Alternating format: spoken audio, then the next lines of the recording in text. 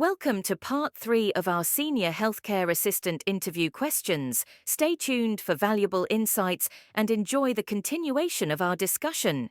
Please note this. Applicants are kindly advised to customize their responses in alignment with their individual experiences and the specific requirements outlined in the NHS job description. Particularly when addressing situational questions, we recommend utilizing the STAR approach. S means situation. Clearly outline the context or situation you encountered. T means task. Define the task or challenge you were faced with. A means action. Describe the actions you took to address the situation, including the steps you followed and decisions you made. R means result. Summarize the outcomes of your actions, emphasizing the positive impact and any lessons learned. This structured approach not only ensures a comprehensive response, but also provides interviewers with a clear understanding of your capabilities and achievements in specific scenarios. Now let's delve into the interview questions. Question 1. Why is safeguarding important? You should answer this question by saying, safeguarding is critically important in healthcare, including roles like senior healthcare assistants, for several reasons. Patient protection. Safeguarding measures are in place to protect patients, particularly vulnerable individuals such as the elderly, children, and those with mental health issues or disabilities. It aims to prevent any harm, abuse, or neglect that could occur in a healthcare setting. Legal and ethical obligations. Healthcare professionals, including senior care assistants, have legal and ethical obligations to ensure the safety and well-being of their patients. Safeguarding aligns with these professional responsibilities and helps maintain the integrity of healthcare practices. Maintaining trust and confidence. Patients and their families must have trust and confidence in the healthcare system. Safeguarding measures demonstrate a commitment to providing a safe environment for patients, fostering trust, and ensuring they feel secure in their care. Preventing abuse and exploitation. Safeguarding helps prevent various forms of abuse, including physical, emotional, financial, or sexual abuse. It also addresses the risk of exploitation, ensuring that patients are treated with dignity and respect. Early intervention and prevention. Safeguarding protocols involve early intervention and preventive measures. By identifying potential risks and concerns early on, healthcare professionals can take proactive steps to address issues before they escalate, safeguarding both patients and staff. Compliance with regulations. Healthcare organizations are subject to regulatory standards and guidelines that mandate the implementation of safeguarding measures. Compliance with these regulations is essential to maintain accreditation and uphold the quality of care provided. Professional accountability. Safeguarding contributes to the accountability of healthcare professionals. It ensures that individuals working in healthcare settings understand their role in preventing harm, recognizing signs of abuse, and reporting concerns appropriately. Promoting a positive organizational culture. Organizations that prioritize safeguarding contribute to fostering a positive culture where the safety and well-being of individuals are valued. This in turn creates a supportive environment for both patients and healthcare professionals. Safeguarding is crucial in healthcare to uphold ethical standards, legal obligations, and patient trust. It plays a pivotal role in preventing harm, promoting a safe and respectful environment, and ensuring the highest quality of care for all individuals involved. Question 2. How will you report cases of patient abuse? The answer to this is, reporting cases of patient abuse is a critical responsibility for healthcare professionals, including senior healthcare assistants. Here's how I would approach reporting such cases. Immediate response. If I witness or suspect patient abuse, my first priority would be to ensure the immediate safety and well-being of the patient. I would intervene to stop any ongoing abuse and provide necessary assistance to the patient. Documentation. It is crucial to document any observations, incidents, or suspicions of patient abuse accurately and thoroughly. This documentation may include details of the event, individuals involved, date, time, and any other relevant information. Follow organizational protocols. Every healthcare institution has established protocols and procedures for reporting patient abuse. I would adhere to these protocols, following the specific guidelines outlined by the organization. This may involve reporting to a designated supervisor, manager, or a higher authority. Notify relevant authorities. In addition to internal reporting, if required, I would promptly notify external authorities responsible for overseeing healthcare standards and patient safety. This may include local health departments, regulatory bodies, or law enforcement agencies. Confidentiality and whistleblower protections. While reporting, I would ensure that patient confidentiality is maintained to the greatest extent possible. Additionally, many jurisdictions provide legal protections for whistleblowers who report abuse. Understanding and utilizing these protections is essential. Seek support and guidance. Reporting cases of patient abuse can be emotionally challenging. Seeking support from colleagues, supervisors, or employee assistance programs, EAPs, can be important to cope with the emotional impact and navigate the reporting process effectively. Cooperate with investigations. If an investigation is initiated, I would fully cooperate with the authorities, providing any necessary information or testimony. This collaboration is essential to ensure a thorough and impartial inquiry into the reported abuse. Advocate for patient well-being. Throughout the reporting process, my primary focus would be on advocating for the well-being of the patient. This includes supporting the patient's access to appropriate care, counseling, and any legal recourse that may be available. Learn from the incident. Following the resolution of the case, it's essential to participate in any debriefing sessions or learning opportunities provided by the organization. Continuous learning helps prevent future incidents and contributes to a culture of safety. By following these steps, I aim to fulfill my ethical and professional duty to protect patients from abuse and contribute to maintaining a safe and compassionate healthcare environment. Question 3. Discuss the provisions of the Mental Capacity Act 2005. The answer to this is, the Mental Capacity Act 2005 is a piece of legislation in the United Kingdom that provides a legal framework for making decisions on behalf of individuals who may lack the mental capacity to make their own decisions. The Act aims to balance the autonomy and rights of individuals with the need to protect those who may lack capacity. Here are the key provisions of the Mental Capacity Act 2005. Definition of mental capacity. The Act defines mental capacity as the ability to make a specific decision at the time it needs to be made. It emphasizes that everyone is assumed to have capacity unless proven otherwise. Principles. The Act is guided by 5 key principles. A. Presumption of capacity. Every adult has the right to make their own decisions unless proven otherwise. B. Individuals must be supported. Individuals should be supported as much as possible to make their own decisions before concluding that they lack capacity. C. Best interests. Any decision or action taken on behalf of someone lacking capacity must be in their best interests. D. Least restrictive option. Any action taken in the best interests of the individual should be the least restrictive of their basic rights and freedoms. E. Encouraging participation. Individuals should be encouraged to participate as much as possible in decisions affecting them, even if they lack capacity. Assessing capacity. The Act outlines a 2-stage test for assessing mental capacity. A. Does the person have an impairment of the mind or brain?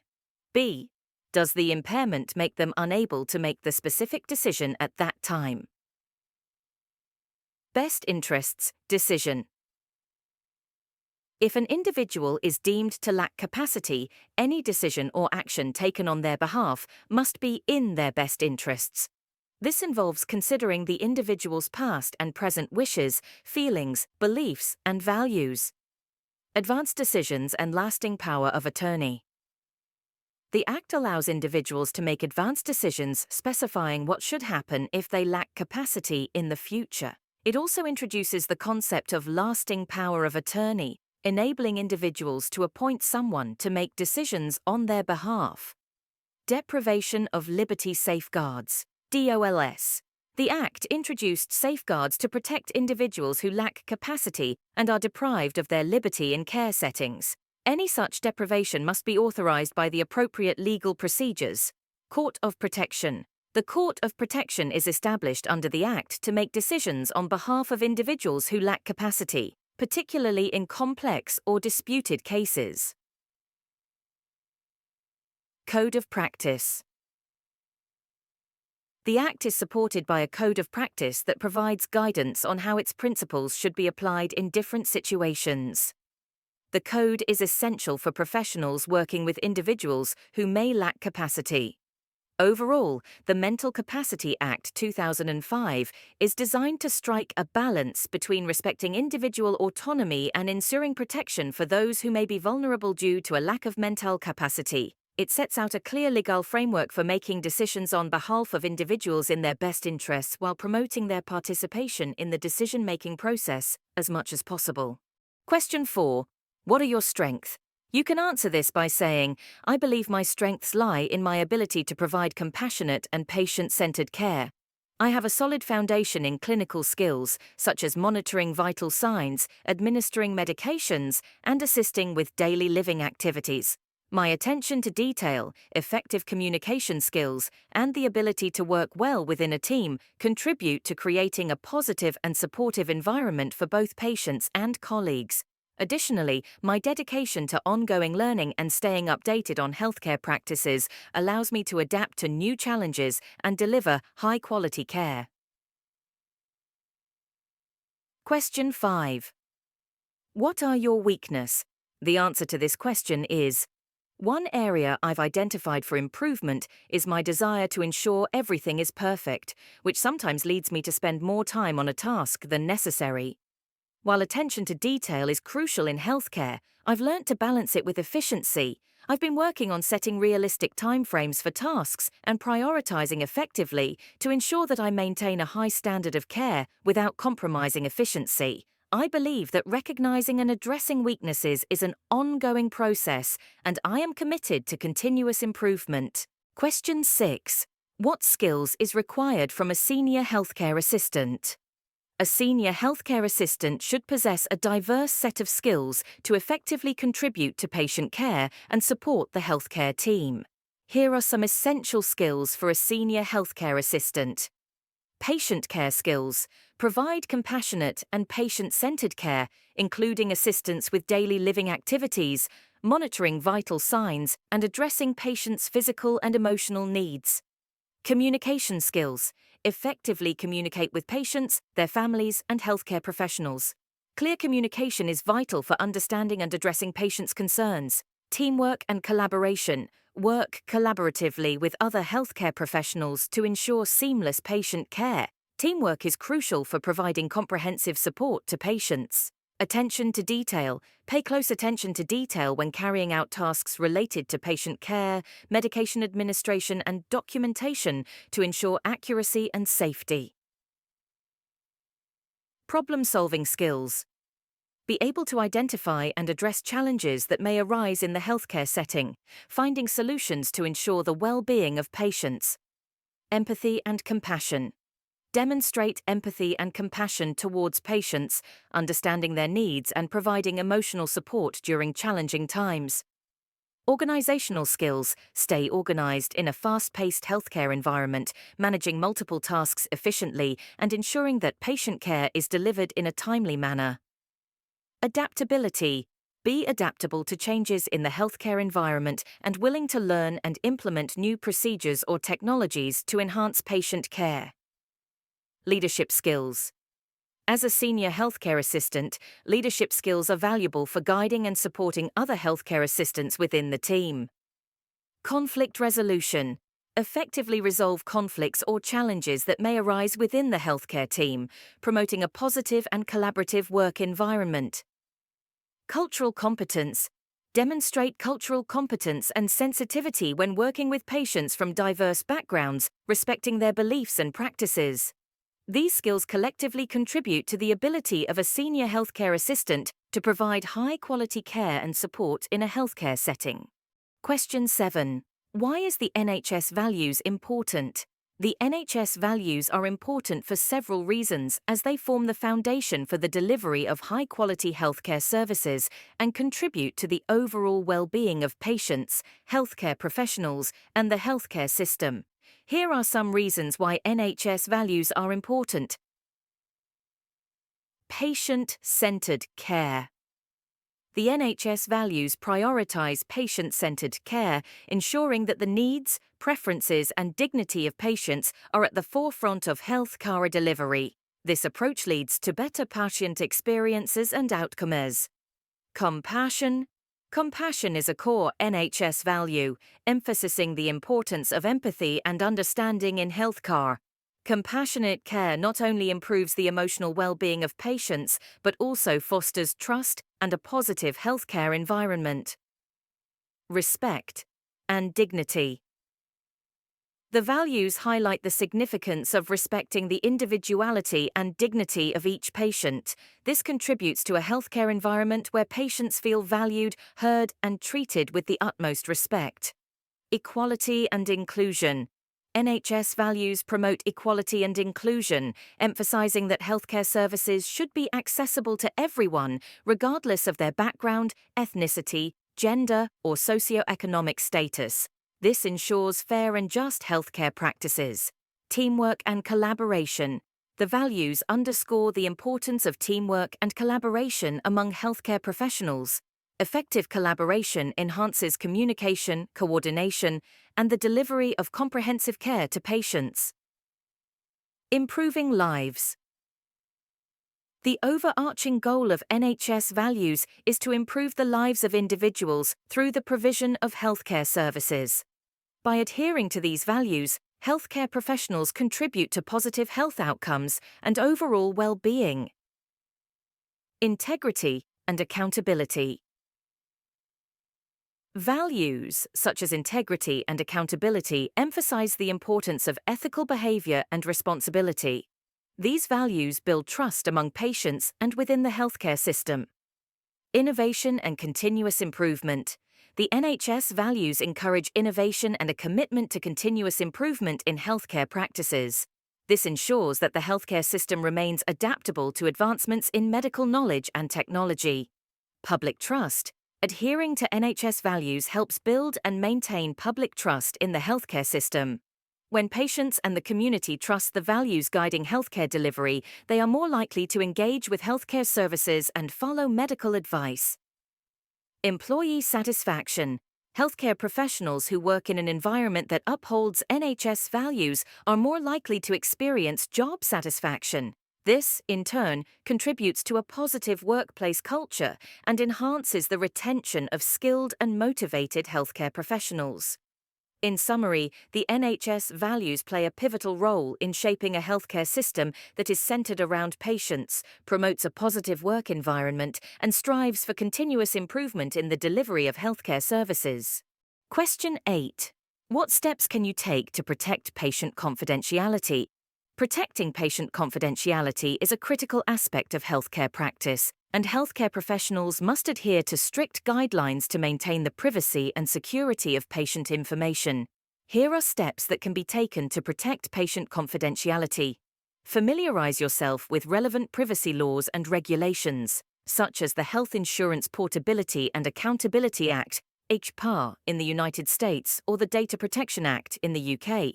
Stay updated on any changes or additions to these laws. Implement access controls to restrict unauthorized access to patient records. Ensure that only authorized personnel have access to patient information and use secure login credentials. If your healthcare facility uses electronic health records, EHRs, make sure they are stored on secure servers. Encrypt patient data to prevent unauthorized access and use secure methods for transmitting electronic records. Safeguard physical records by storing them in secure areas with restricted access. Ensure that filing cabinets, offices, and other areas containing patient information are locked when not in use. When communicating patient information, use secure and encrypted channels. Avoid discussing patient details in public areas where conversations can be overheard. Only collect and use the minimum amount of patient information necessary for the intended purpose. Avoid unnecessary sharing of patient details. Require all staff, including healthcare professionals, administrative staff, and support staff, to sign confidentiality agreements. These agreements emphasize the importance of maintaining patient confidentiality. Provide ongoing training and education to staff on the importance of patient confidentiality. Ensure that all staff members are aware of the policies and procedures in place to protect patient information. Use strong password policies for accessing electronic systems. Regularly update passwords and ensure that staff members do not share login credentials. Establish protocols for the secure disposal of physical records. Shred or otherwise destroy documents containing patient information before discarding them. Implement audit trails for electronic health records. Regularly review these trails to identify and investigate any unauthorized access or potential breaches. Establish clear procedures for reporting and responding to breaches of patient confidentiality. Encourage a culture of reporting any potential issues promptly. Educate patients about their rights regarding the privacy of their health information. Obtain explicit consent before sharing any information, and inform patients about how their data will be used. Implement security measures for mobile devices used to access patient information. This includes encryption, password protection, and remote wipe capabilities in case a device is lost or stolen. Conduct regular security audits and assessments to identify and address vulnerabilities in the system. This includes both electronic and physical security measures. By implementing these steps and fostering a culture of respect for patient confidentiality, healthcare professionals can contribute to maintaining the trust of patients and the integrity of the healthcare system. Question 9. Which crisis intervention techniques might you use? As a senior healthcare assistant, you may encounter situations where crisis intervention techniques are necessary to manage and de-escalate challenging circumstances. Here are some crisis intervention techniques that you might use. Demonstrate empathetic and active listening to understand the concerns and feelings of the individual in crisis. Reflect back what you hear to show that you understand their perspective. Maintain a calm and reassuring demeanor to help instill a sense of security. Use a soothing tone of voice and non-threatening body language. Build trust with the individual by establishing a non-judgmental and supportive environment. Communicate that you are there to help and that their well-being is a priority. Encourage the individual to express their thoughts and feelings. Help them clarify and define the problem they are facing and break it down into manageable parts. Collaboratively set realistic and achievable short-term goals. Breaking down larger issues into smaller, more manageable steps can make the situation feel less overwhelming. Offer relevant information or resources that may help the individual understand their situation better. Knowledge can empower individuals to make informed decisions. Discuss and explore healthy coping strategies to manage stress or crisis situations. Encourage the individual to identify positive ways to cope with challenges. Guide the individual in brainstorming and evaluating potential solutions to their problems. Encourage them to consider the pros and cons of different options. Collaborate on creating a safety plan, especially if the crisis involves a risk of harm to the individual or others. Identify strategies to ensure a safe environment. Identify and involve the individual's support systems, such as family members, friends, or mental health professionals. Collaborative support can be crucial in crisis intervention. Respect the autonomy and choices of the individual within the bounds of safety. Ensure that they feel in control of their decisions and actions. Be aware of the limitations of your role and know when to seek additional support from mental health professionals or crisis intervention teams. Establish and maintain professional boundaries while providing support. Clearly communicate the scope of your role and responsibilities. Avoid confrontational or judgmental language. Frame discussions in a way that is non-threatening and conducive to open communication. Provide ongoing support and follow-up after the crisis has passed. Ensuring continuity of care is essential for long-term well-being. Question 10. What does person-centered care mean? Person-centered care is an approach to healthcare and social services that prioritizes the individual needs, preferences, and values of the person receiving care.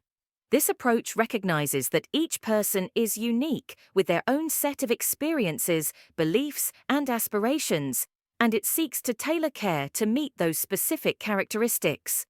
Key principles of person-centered care include acknowledging and respecting the individuality of each person, considering their unique history, preferences, and values when planning and delivering care. Upholding the inherent dignity and autonomy of the person, respecting their right to make choices about their care and involving them in decision-making processes. Considering the person's physical, emotional, social, and spiritual needs as interconnected aspects of their well-being. Addressing these dimensions comprehensively to promote overall health. Empowering individuals to actively participate in their care, encouraging them to express their concerns, preferences, and goals. Supporting self-management and autonomy. Establishing open and honest communication between healthcare professionals, individuals, and their families. Ensuring information is shared in a clear and understandable manner. Collaborating with individuals, their families, and relevant support networks to create a partnership in care, involving them in decision-making processes and valuing their input.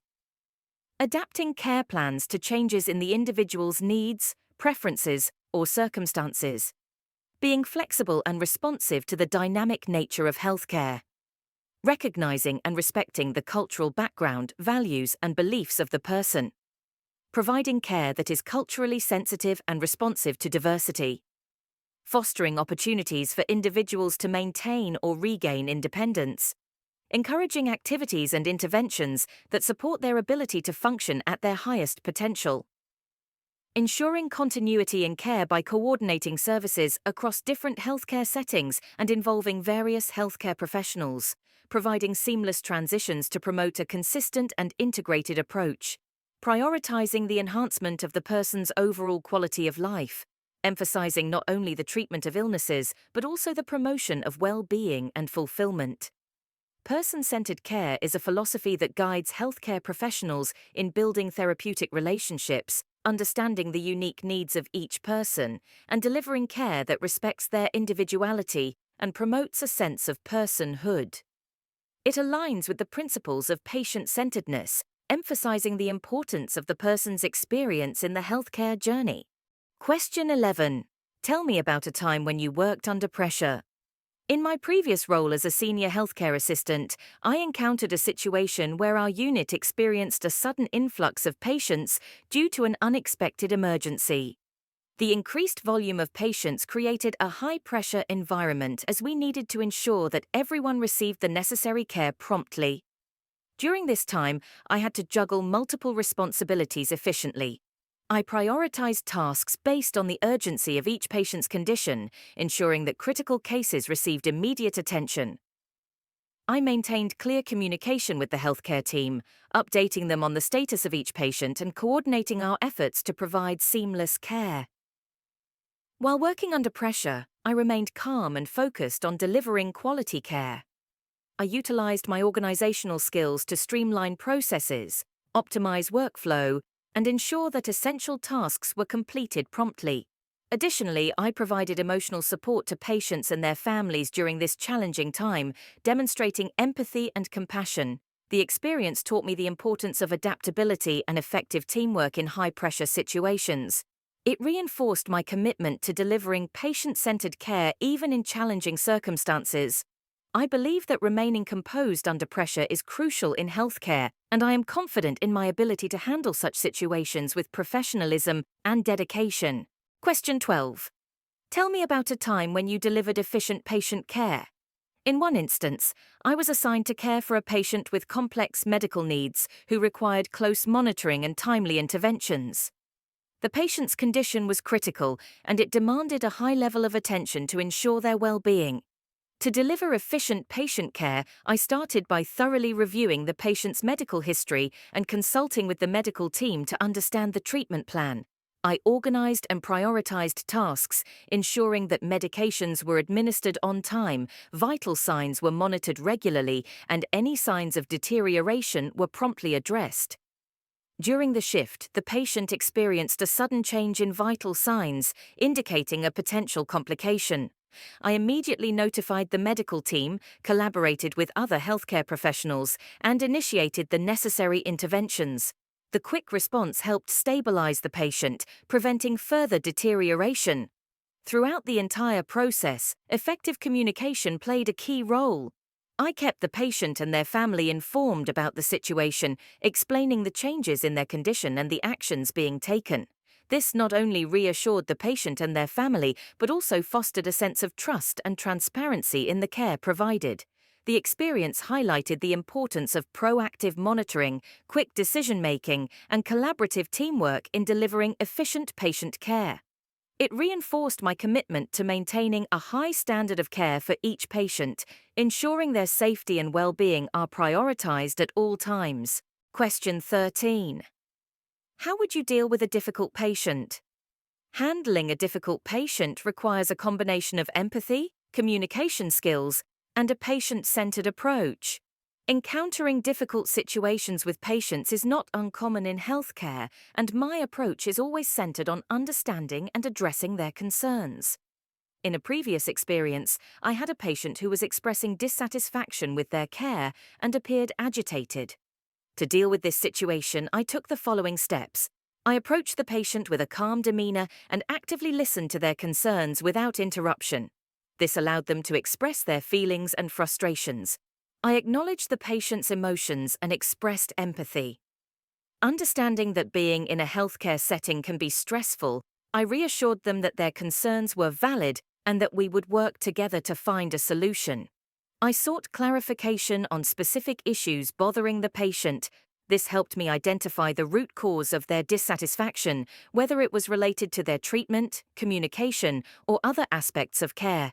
I involved the patient in the decision-making process.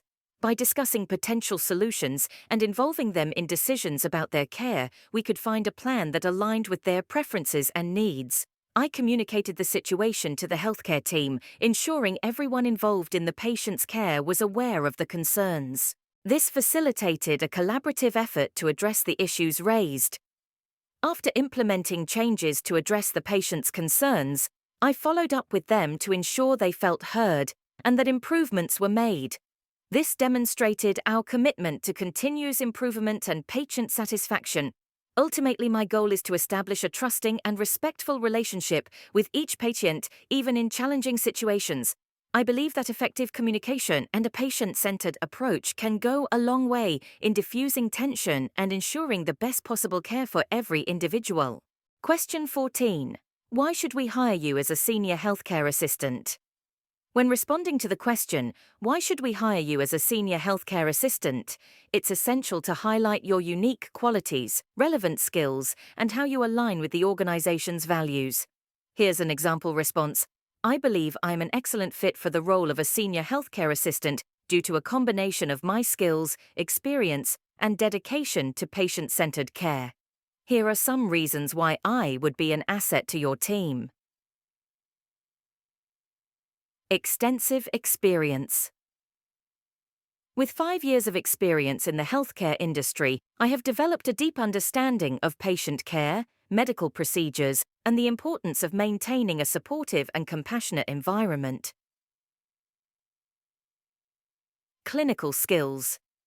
I possess strong clinical skills, including monitoring vital signs, administering medications, and assisting with daily living activities. My previous roles have equipped me with the expertise needed to provide high-quality care to patients. Certifications.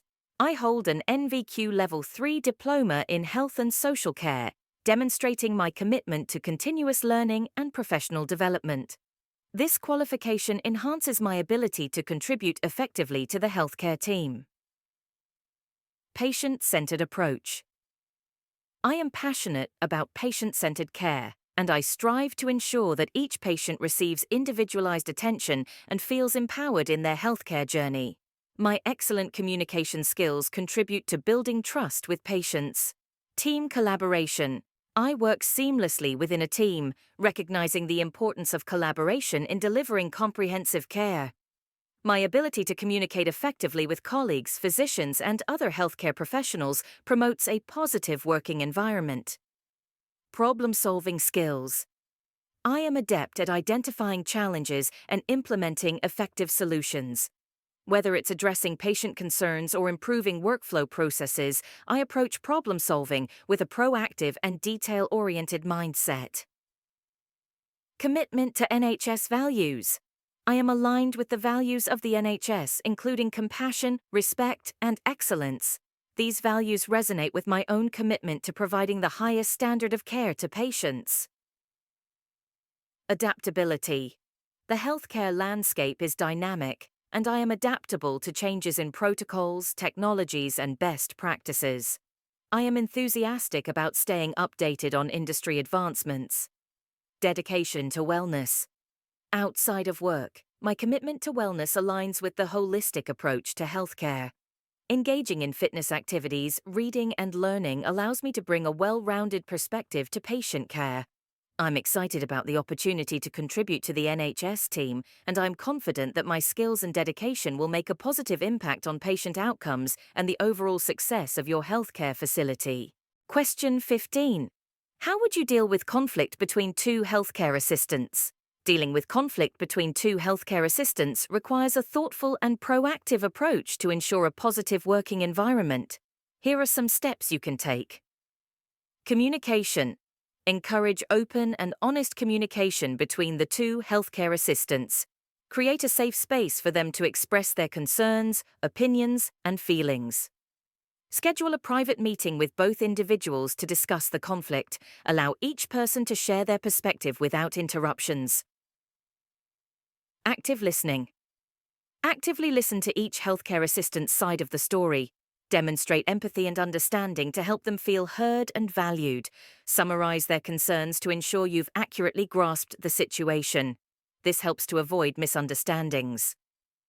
Identify the root cause. Work with both parties to identify the root cause of the conflict. This may involve probing deeper to understand any underlying issues or personal dynamics contributing to the disagreement. Mediation.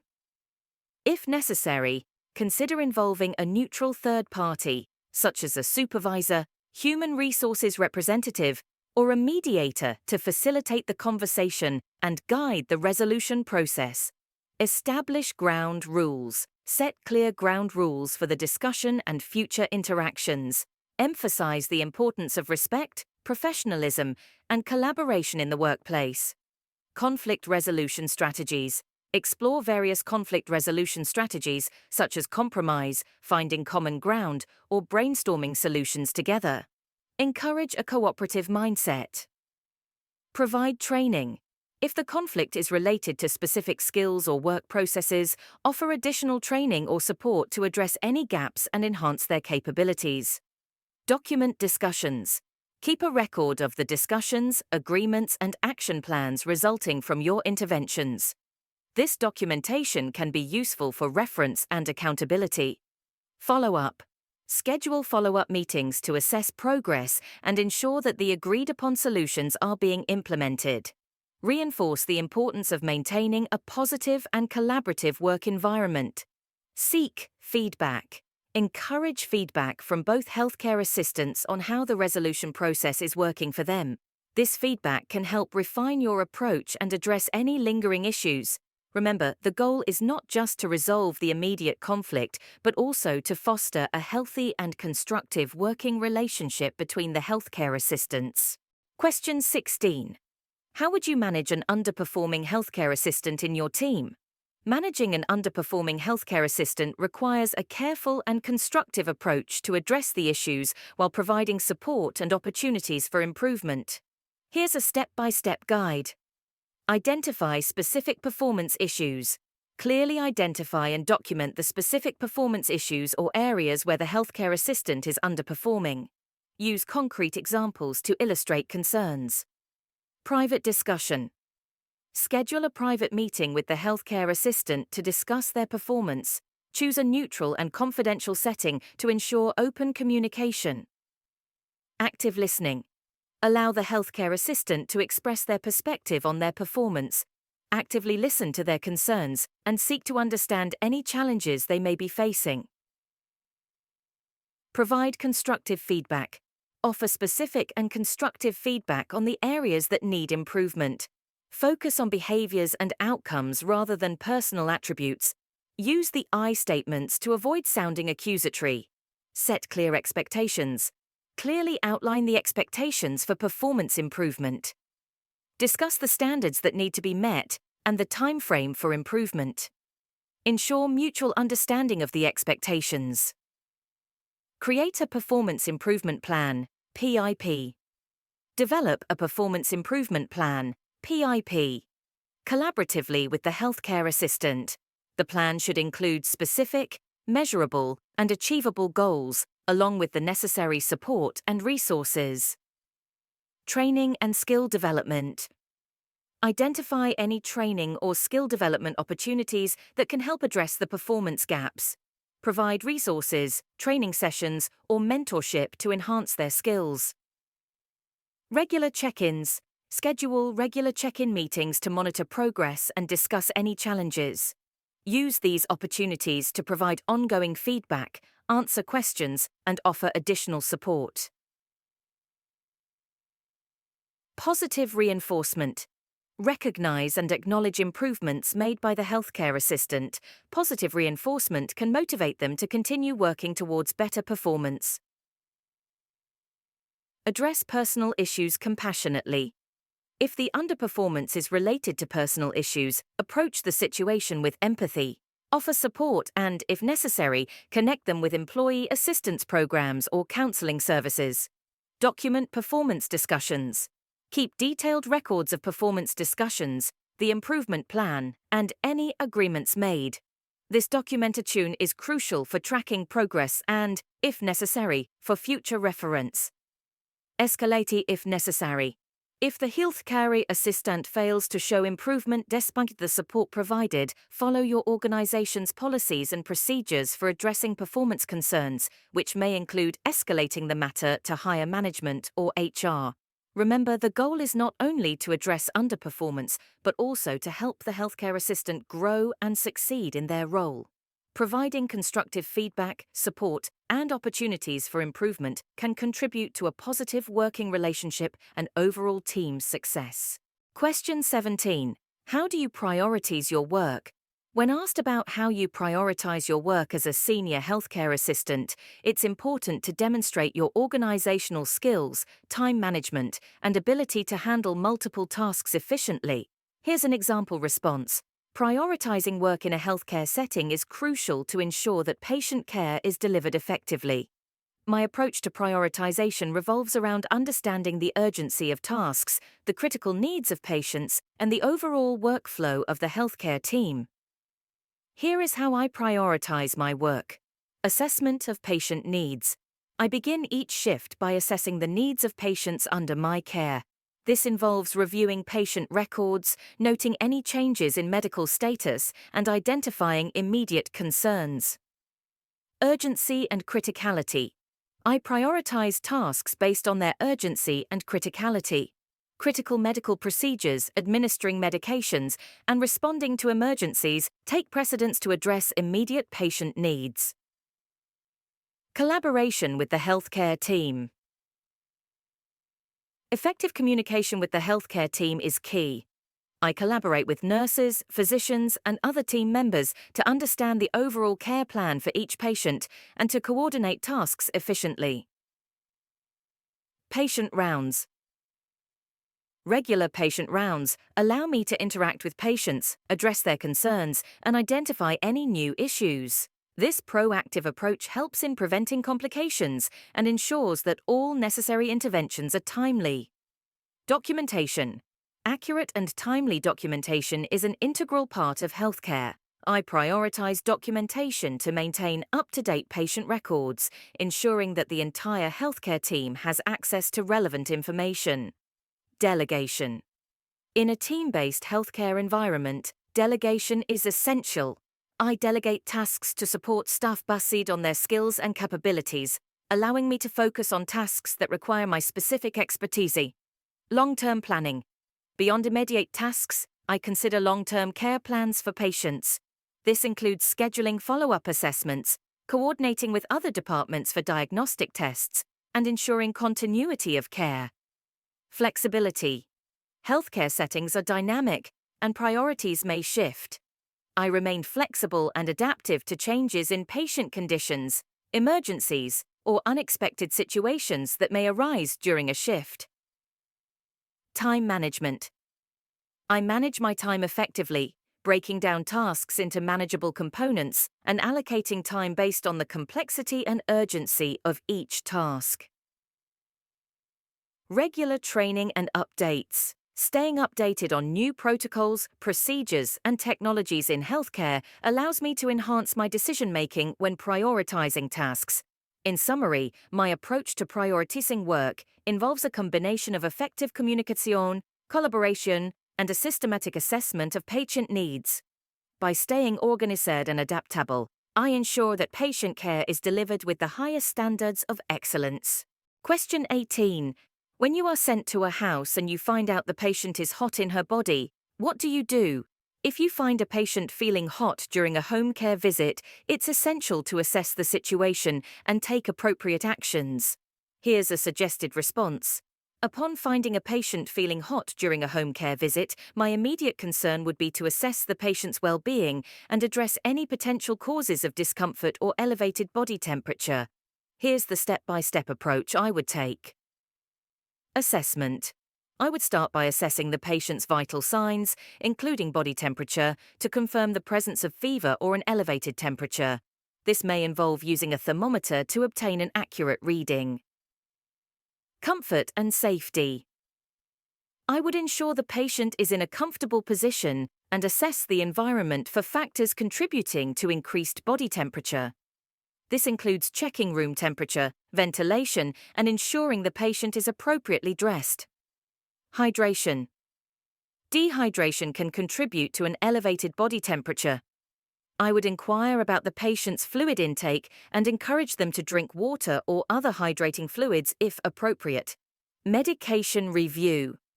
If the patient is taking medications, I would review the medication list to check for any that may cause increased body temperature as a side effect. If necessary, I would communicate with the healthcare team for further guidance. Communication. I would communicate with the patient to understand if they are experiencing any specific symptoms or discomfort. Additionally, I would inform the healthcare team about the situation and seek guidance on the next steps. Patient history.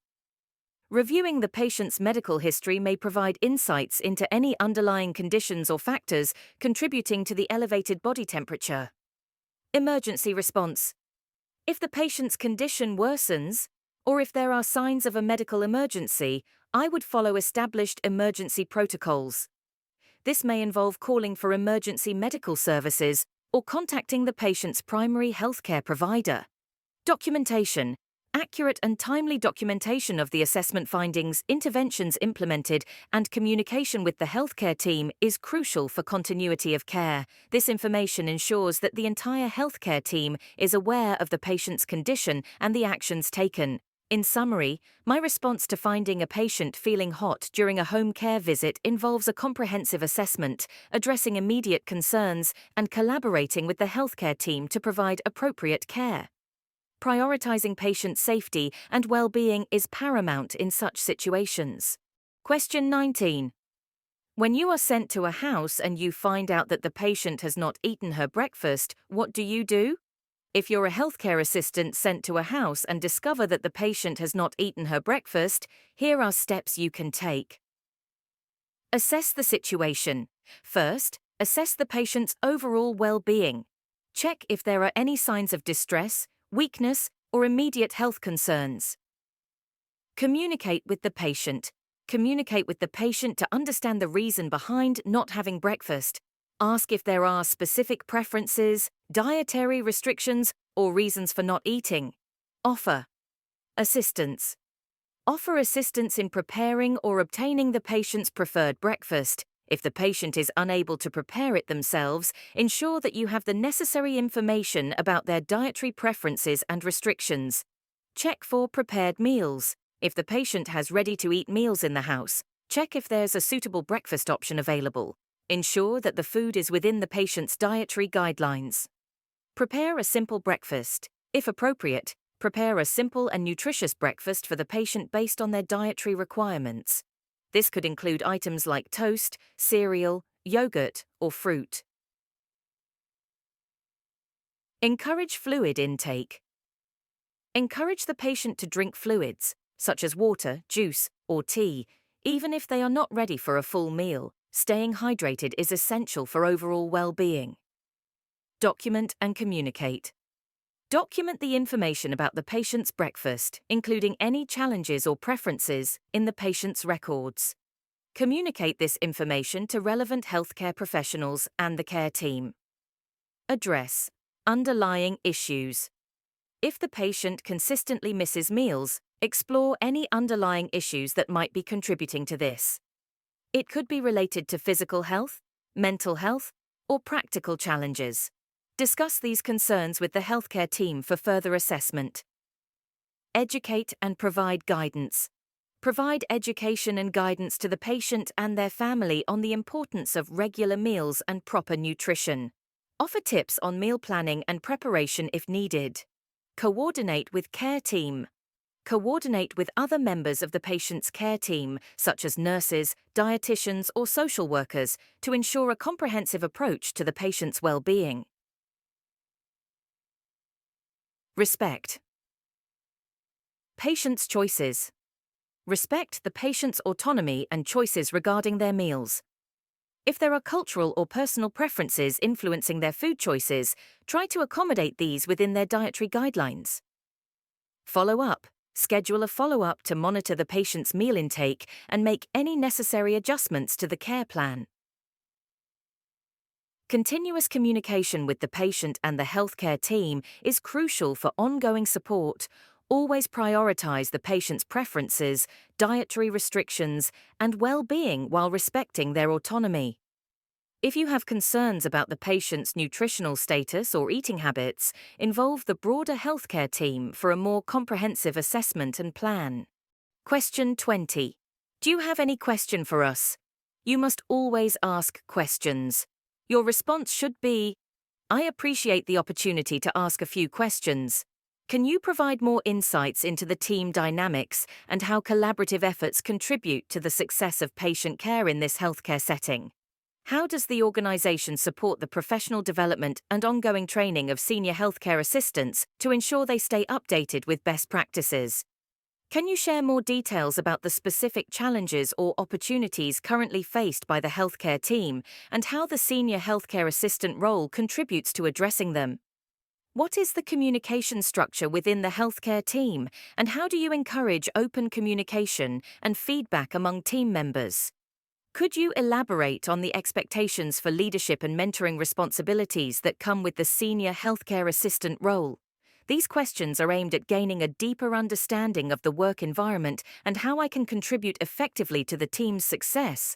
We extend our gratitude to our loyal returning subscribers. Your continued support is invaluable to us. To our new subscribers, welcome. We encourage you to engage with our content by liking, commenting, sharing, and most importantly, clicking on the notification bell. This ensures that you stay updated and never miss out on our latest videos. Your active participation is key to our community growth. Thank you for being a part of our journey.